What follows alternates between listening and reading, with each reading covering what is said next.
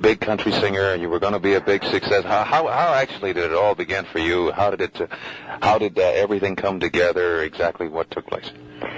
I got into country music because I liked picking. I played steel guitar and I played alto sax. And I started both instruments within 2 weeks of each other. Norman Hamlet, who plays steel guitar for Merle Haggard, was my steel guitar teacher. And the school band situation is where I studied saxophone. And I already had one little advantage. I already knew how to read music. I had learned to read music when I was 5. My mother taught me, and I learned to play a little accordion then. And so this helped at age 11 when I took up steel and sax. 6 months later, I had my first job, and that was in Las Vegas. And I began, at that point, working full-time in music. Although I was in public school and grade school, I would work as a regular on a television show there in Los Angeles every weekend and do various live shows and performances. So I was a performer, entertainer for 9 years before I ever came to Nashville. And actually... the rest was easy. Well, you know, I wouldn't take anything. I wouldn't change anything that we've done in the years that I've been in country music. I say we, particularly my father and I. My dad manages me, and it's kind of a partnership situation because everything we've accomplished, all the good, all the bad, has been together.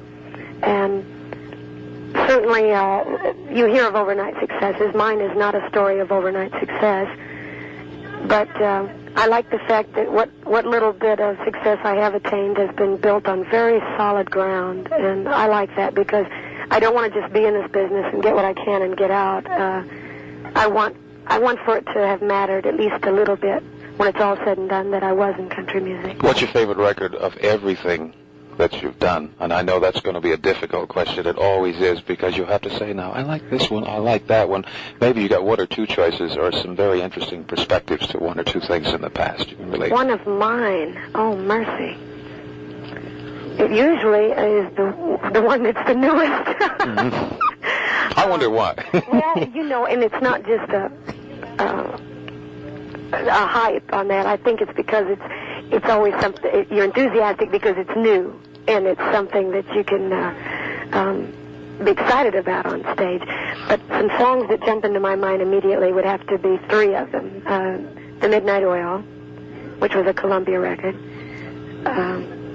Standing Room Only, which I thought was such a beautifully written song. And Married But Not to Each Other. And I'm, needless to say, very excited about my new single, too. The new single is going to be a big pop record, too. You wait and see. I've already heard they're going to aim at a crossover right there, and they're going to get you right in the same thing as Crystal, and that's what's going to be happening. Well, how do you feel about that? Well, I will be very honest and candid with you about this. Whether I'm saying what people want me to say or not, I don't know. But the truth is, I really believe with all my heart that any artist tells you they don't want to cross over, I think they're fibbing because it's certainly lucrative, and it puts our names as an artist into homes where they normally might not have heard of. And it opens up all the other avenues too. Right? Yes, and not only that, and I don't want to sound corny or sentimental, but I truly mean this with all my heart. I think country music's the best music there is. And I'm not closed-minded about it because I listen to all music. I am a music fan and fanatic. Can I get you to say something? You just gave me an idea. All right, you have said that. Now will you say WVOJ plays the best music in the country? Yeah. Go ahead. And, of course, WVOJ plays the best music in the country. Thank you. Thank you. That is our slogan, stand by. And when you said I think country music is the best music, and you broke it right into that. Okay. Go on. Pick it up from where we were, right? You were discoursing on all the other things. Yeah. But I'm very in tune with what's happening in rock and top 40 and jazz and particularly R&B music because I think soul music has a close relationship to country in that the lyrics tend to be right on. All right, can I ask you, did you pick up on the song yourself? Who offered? I'm sure there's a very interesting story since I guess Married But Not to Each Other is overall your best single success overall, right, for sales? Sales-wise, not number-wise, but it definitely was sales-wise. Mm-hmm. Lukenbach, Texas, a cute little song knocked me out of number 1. and a lot of other people at the time. I have to talk to Waylon about that. But Married But Not to Each Other was originally an R&B record written by Denise LaSalle, a marvelous soul singer, and Woman to Woman was an R&B song. And I just happened to think that the lyrics were there and the melody was there. We had to change it around a little bit to fit our country feel to it. But to answer your question, sure, I want my records to cross over because I want to do, which I have to some degree, but I want in a large way to do what Roy Clark has done for country music. When you see Roy in a talk show situation or something like that, he never denies the fact that he's country. He's so very proud of being a country entertainer. But he takes country music places that it has not been in the name of country music. And he converts people, I like to call it, and better educates them to the fact that it is great music and that once it gets a hold of you, it's contagious. And this is what I have done and hope to continue to do, only on a larger scale. Midnight Angel is one of my favorites of yours, and I guess everyone, because that also was a very big record. Were there any thoughts on that, particularly when you recorded it? You saw, obviously, country music is so many real-life circumstances and so many past things that we're all involved with in one way or form or another. And when you recorded that song, did you see that as a big song that it would emerge as? And any particular feeling or sentiment about that record? You were singing somebody in the past, or? Well, in the beginning when I recorded it, I really had no feeling other than I in my limited ability, felt that it was a commercially good record, and so did Tom Collins. Feel that way. But after it was over with, about the only thing I can tell you that was unique about it, it gave me my CB handle. Because when I am on the CB radio, I am now the Midnight Angel. So that was the only thing really unique about that particular song. Okay, now you had some... how did you like working with David Houston in a couple of those things? Oh, well, I loved it. David Houston is one of the finest voices in our business. I personally have had the pleasure and privilege that a lot of people haven't of sitting in just a dressing room with David with just a guitar and listening to him sing some of that rut gut blues, you know, where you just really get down and sing that, really sad stuff, you know. And he's so versatile, he can sing anything, and it's such a tremendous range. And so I felt it quite a privilege to record with him. And unfortunately, we both went different directions label-wise later, and of course it wasn't possible to sing together anymore.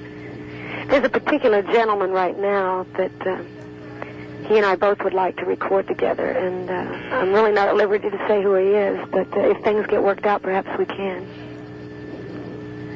Okay. I was going to ask you about... well, how many albums now for ABC? Is that about 4 or 5? Yeah, about 4 or 5. 4 or 5. I was trying to count it up. About 4 or 5. Hold Me, the last one, I guess was a little disappointment, but it would have to be a letdown because Married But Not to Each Other was such a big song overall. Well, I didn't actually pick Hold Me as a single, and I'll tell you why. I was so close to that song. That's probably one of the very, very few songs I've ever recorded that I have personally experienced many, many times. And I loved that song so much that I didn't want to have anything to say, you know, about it, because I thought I would be prejudiced towards that song. And so I didn't pick it as a single, but I really believed in it, and I think it was a quality song and beautifully written. The performance, I can tell you, was truly from the heart. There was nothing theatrical about it. At the particular time I recorded that song, and several others on the album, was a week in which I was recording an album.